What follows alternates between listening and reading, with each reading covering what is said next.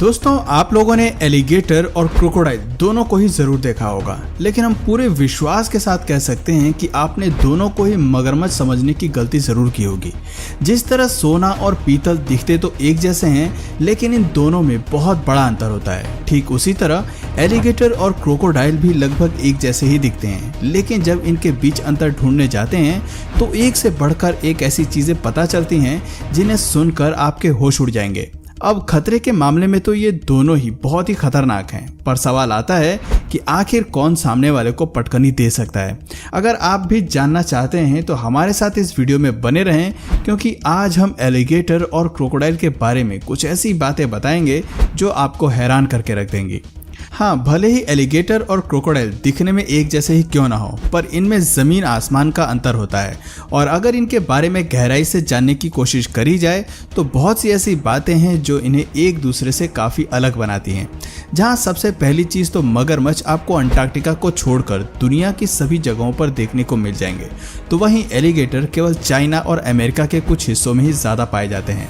और अगर आप इन दोनों को ध्यान से देखेंगे तो पाएंगे कि एलिगेटर का जो मुंह है उसका आगे वाला हिस्सा यानी कि थूथन यू शेप में होता है, वहीं मगरमच्छ का थूथन वी शेप में होता है। दोस्तों, एलिगेटर का जो ऊपरी जबड़ा होता है वो निचले जबड़े की तुलना में थोड़ा चौड़ा होता है, और यही कारण है कि मुंह बंद करने के बाद भी एलिगेटर के दांत दिखाई नहीं देते, पर मगरमच्छ के दांत मुंह बंद करने के बाद भी एक दूसरे में फंसे हुए दिखाई देते हैं, क्योंकि मगरमच्छ का ऊपरी और निचला जबड़ा एक ही समान चौड़ा होता है, जिस वजह से इसके दांत पूरी तरह से ढक नहीं पाते और मुंह बंद करने के बावजूद भी दांत दिखाई देते हैं। दोस्तों, मगरमच्छ की त्वचा का रंग हल्का हरा या फिर हल्का भूरा होता है, जबकि एलिगेटर गहरे काले भूरे रंग में पाए जाते हैं। साइज के बारे में अगर बात करें तो अमेरिकन एलिगेटर चाइना में पाए जाने वाले एलिगेटर के मुकाबले काफी बड़ा होता है। सामान्य तौर पर एक एलिगेटर की लंबाई 12 से 15 फीट होती है, पर कई बार 20 फीट तक लंबे एलिगेटर को भी देखा जा चुका है। वजन की अगर बात करें तो एलिगेटर 450 किलो तक के भारी हो सकते हैं, जो कि आपको अधिकतर मीठे पानी की नदियों और तालाब में ही देखने को मिलेंगे। पर अगर हम मगरमच्छ की बात करें तो दोस्तों, ये मीठे पानी वाले नदियों के साथ साथ समुद्र के खारे पानी में भी पाए जाते हैं। वैसे तो नॉर्मली मगरमच्छ का साइज 15 से 20 फीट तक का होता है, लेकिन अगर हम अफ्रीका में रहने वाले नाइल मगरमच्छ की बात करें तो इनका साइज 20 फीट से भी ज्यादा होता है और इनका वजन 1000 किलो तक पाया जाता है, जिससे ये बात तो साफ है कि ताकत और आकार के मामले में मगरमच्छ एलिगेटर से आगे हैं। लेकिन दोस्तों, सारा खेल तो इनके काटने की शक्ति पर निर्भर करता है। वैसे तो इन दोनों ही जीवों के काटने की क्षमता बहुत ही ज्यादा अधिक होती है, यानी कि अगर कोई एक बार इनके जबड़ों में फंस गया तो उसका बचकर निकल पाना बहुत मुश्किल होता है।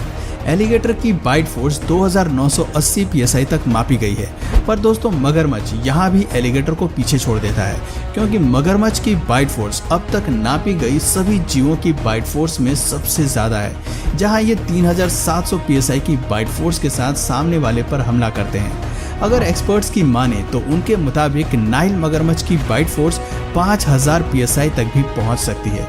दोस्तों, क्या आप जानते हैं, मगरमच्छ और एलिगेटर दोनों ही जीवों में एक बहुत ही हैरान कर देने वाली बात है, जिसका फायदा हम इंसान बड़े अच्छे से उठाते हैं।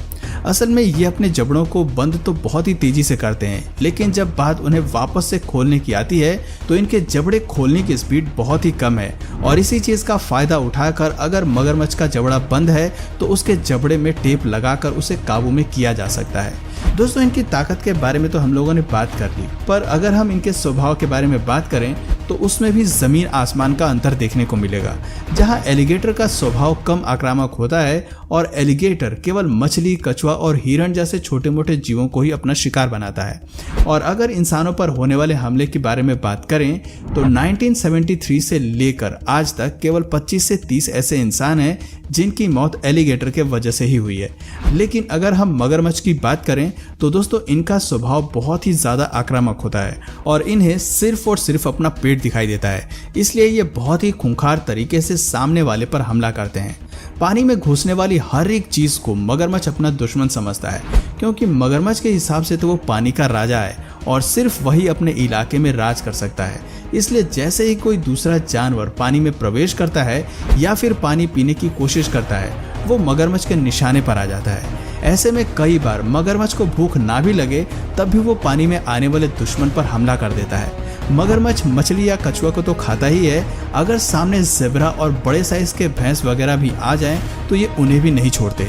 सिर्फ इतना ही नहीं, अगर पानी में शेर जैसा खूंखार जीव भी अपनी प्यास मिटाने के लिए पहुंचता है तो ये उन पर भी हमला करके उन्हें मार डालते हैं। और इंसानों के बारे में तो पूछिए ही मत, क्योंकि हर साल करीब 1000 लोग, जी हाँ 1000 लोग मगरमच्छ का शिकार होकर अपनी जान गंवा बैठते हैं। दोस्तों, जब हम दो अलग अलग जीवों का मुकाबला करते हैं तो उनकी रफ्तार और हमला करने की गति बहुत ही ज़्यादा इम्पोर्टेंट होती है।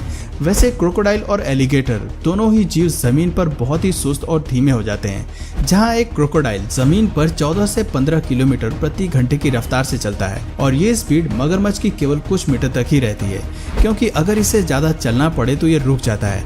ऐसे में आप ये समझ लीजिए कि इनके लिए ज़मीन पर शिकार करना लगभग नामुमकिन है, क्योंकि अगर कोई इंसान मगरमच्छ से ज़्यादा तेज दौड़ता हुआ आगे निकल गया तो ये उसे पकड़ नहीं सकते। हालांकि एलिगेटर की ज़मीनी रफ्तार मगरमच्छ से थोड़ी ज़्यादा है और एलिगेटर ज़मीन पर 18 किलोमीटर प्रति घंटे की रफ्तार से दौड़ सकते हैं। इसके अलावा ये मगरमच्छ की तुलना में ज़्यादा दूर तक दौड़ने में भी पूरी तरह से सक्षम है।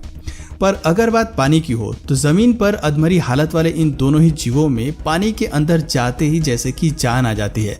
मगरमच्छ और एलिगेटर दोनों ही पानी के अंदर 32 किलोमीटर प्रति घंटे की रफ्तार से तैर सकते हैं। हालांकि कुछ एक्सपर्ट्स का यह भी कहना है कि क्रोकोडाइल पानी के अंदर 40 किलोमीटर प्रति घंटे की रफ्तार से तैर सकते हैं। आपको बता दें कि ये रफ्तार ओलंपिक में तैरने वाले इंसान से करीब 4 गुना ज़्यादा अधिक है। दोस्तों, अब आप इन दोनों ही जीवों के बारे में अच्छे से समझ चुके हैं। अब अगर हम एलिगेटर और एक मगरमच्छ के मुकाबले की बात करें तो ये स्पष्ट रूप से सामने आ चुकी है कि मगरमच्छ एलिगेटर की तुलना में साइज में काफ़ी भारी, बड़े और ताकतवर होते हैं। साथ ही साथ मगरमच्छ के काटने की ताकत भी एलिगेटर के मुकाबले कहीं ज़्यादा है। इसके अलावा मगरमच्छ के दांत भी एलिगेटर से कहीं ज़्यादा बड़े और मजबूत हैं। परंतु इसका ये मतलब नहीं है कि एलिगेटर कुछ भी नहीं है। अब इन्हें कमज़ोर समझना बहुत बड़ी गलती होगी, क्योंकि इन दोनों की लड़ाई में जीतने की संभावना उसी जीव की होगी जो पहले हमला करते हैं। अब भले ही एलिगेटर के पास मगरमच्छ के मुकाबले कम ताकत हो, लेकिन एलिगेटर भी अपने एक वार से मगरमच्छ को चीर फाड़ सकता है। पर दोस्तों, हम ये बात भी नज़रअंदाज नहीं कर सकते हैं कि एलिगेटर के मुकाबले मगरमच्छ ज़्यादा गुस्सैल जीव है। इसलिए इस बात की संभावना बहुत ही ज़्यादा बढ़ जाती है कि जब कभी भी एलिगेटर का सामना मगरमच्छ से होगा तो पहला हमला मगरमच्छ की तरफ से ही होगा। पर यह सिचुएशन तो तब देखने को मिलेगी जब मुकाबला पानी में हो, क्योंकि अगर मुकाबला ज़मीन पर होता है तो कहानी पूरी तरह से पलट सकती है। जैसा कि हम आपको बता चुके हैं कि मगरमच्छ ज़मीन पर एलिगेटर के मुकाबले काफ़ी स्लो है और ये ज़्यादा लंबे समय तक दौड़ भी नहीं सकते। मगरमच्छ गुस्से में आकर एलिगेटर के ऊपर वार करने लग जाए तो एलिगेटर पहले ही समझ जाएगा कि उसका बचने का कोई चांस नहीं है, इसलिए वो तुरंत दौड़ना शुरू कर देगा। थोड़ी देर तक मगरमच्छ एलिगेटर का पीछा जरूर करेगा, लेकिन बाद में थक हार कर मगरमच्छ बैठ जाएगा और एलिगेटर दूर तक तेजी से दौड़ता हुआ अपने आप को बचा सकता है। यानी कि जमीन पर मुकाबला होना एलिगेटर के हित में चला जाएगा, पर पानी में एलिगेटर के सामने करो या मरो वाली स्थिति होगी।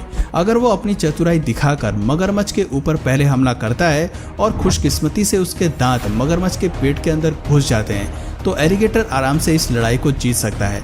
पर उसके लिए एलिगेटर को न सिर्फ अपनी स्पीड बढ़ानी है बल्कि सही जगह पर वार भी करना है, क्योंकि अगर वार गलत हो गया और मगरमच्छ को दूसरा वार करने का मौका मिल गया तो एलिगेटर चाहकर भी खुद को नहीं बचा सकता।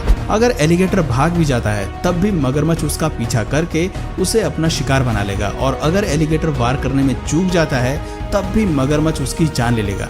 यानी कि पानी में हुई लड़ाई में हर हाल में जीत मगरमच्छ की ही होगी। तो दोस्तों, उम्मीद है आपको इन दोनों ही जानवरों के बीच के अंतर के बारे में अच्छे से पता चल गया होगा। तो आज की वीडियो में बस इतना ही।